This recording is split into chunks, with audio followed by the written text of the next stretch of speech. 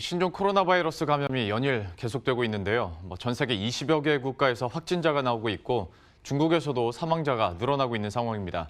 또 어제는 국내에서도 확진자가 추가로 나왔는데 자세한 내용 취재기자 연결해서 이야기 나눠보도록 하겠습니다.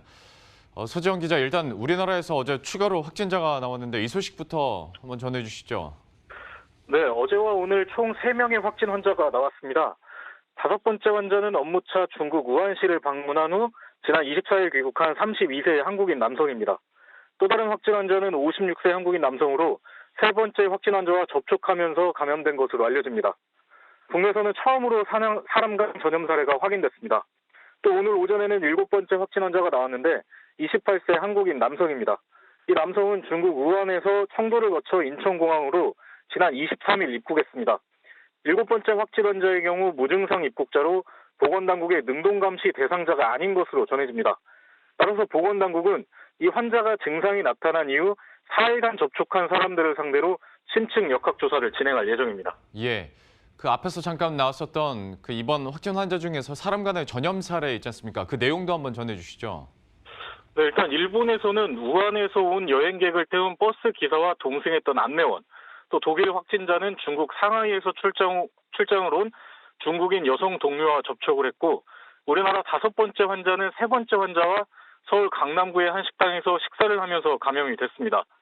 접촉만으로 감염은 어려울 수 있다는 전망을 뒤집은 결과로 앞으로 추가 확진자가 늘어날 수 있어 보건당국은 더욱 긴장하는 모습입니다. 예, 그리고 감염 확진 환자가 계속 늘고 있는데 전 세계적으로 지금까지 나오고 있는 환자 규모는 어느 정도로 늘어났습니까? 네, 오늘 기준 신종 코로나 바이러스 감염 환자는 총 9,805명으로 사망자는 213명으로 보고됐습니다. 중국에서만 9,692명이 감염이 됐고, 아시아에서는 홍콩, 대만, 마카오, 태국, 인도, 필리핀에서 확진자가 나온 상황입니다. 유럽의 경우 프랑스, 독일, 핀란드에 이어 이탈리아에서도 2명의 중국인 관광객이 확진 판정을 받았습니다. 이탈리아는 이에 대한 후속 조치로 모든 중국 항공편을 중단한다고 발표했습니다. 예. 자, 환자가 계속 늘어나고 있는 가운데 WHO도 결국 비상사태를 선포했죠. 네, WHO는 현지 시간으로 30일 자문기구인 긴급위원회 회의를 열고 역대 6번째 비상사태 선포를 결정했습니다.